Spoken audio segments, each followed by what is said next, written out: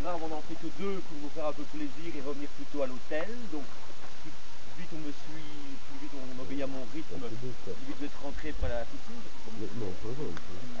Voilà, donc mais on va quand même pas bâcler les visites et regarder un petit peu. Première visite aujourd'hui, c'est Épidore. Donc pour le côté pratique, après on mangera sur les bancs notre sandwich et puis on ira sur Amisen, qui est la deuxième visite et la dernière de la journée. Alors Épidore, c'est quoi ici? C'est le Lourdes ancien. Donc c'est ici que les gens venaient quand ils étaient malades, pas contre la Grèce, ils venaient tous ici pour être guéris. Mais pourquoi? La légende raconte, c'est une légende, c'est sur la vérité, n'est pas faux. Okay. Il y avait un gars qui s'appelait Esculape, ou Asclépios en grec. On va dire Esculape, c'est plus facile. C'était pas n'importe qui, c'était un demi-dieu. Et lui, sa passion, depuis qu'il était tout petit, c'était de jouer au docteur, comme Dimitri. Okay. Il jouait au docteur tout le temps, et il adorait ça, et il est devenu donc un spécialiste de la médecine, avant que la médecine devienne une science.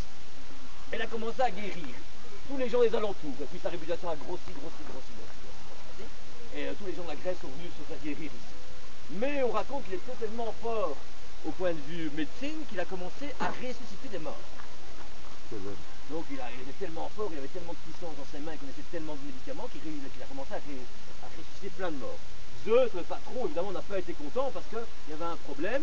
Le petit frère de Zeus, c'est Hadès, le dieu des enfers, il n'y avait plus personne, tous les morts remontaient.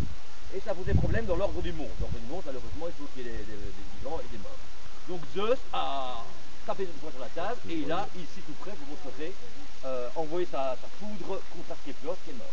Mais la légende raconte que l'esprit d'Asclépios est resté, même si Asclépios est mort, il est resté ici et les gens ont commencé à guérir.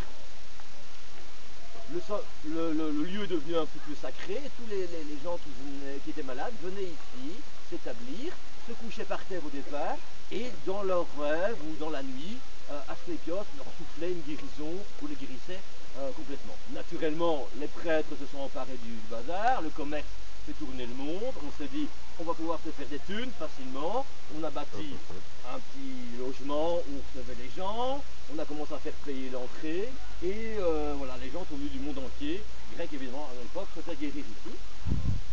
Comment ça se passait? Ils arrivaient, ils offraient une chèvre donc en sacrifice, ils payaient bien cher les prêtres, on tuait la chèvre, on en faisait une peau, le gars allait, ou la fille allait se coucher dans un endroit que vous montrerez tout à l'heure qui s'appelle l'Abatone, il dormait et pendant la nuit, soit Asclépios le guérissait complètement, soit il avait un rêve, quand il était le matin, il revenait, il expliquait son rêve aux prêtres, il traduisait ça en thérapie.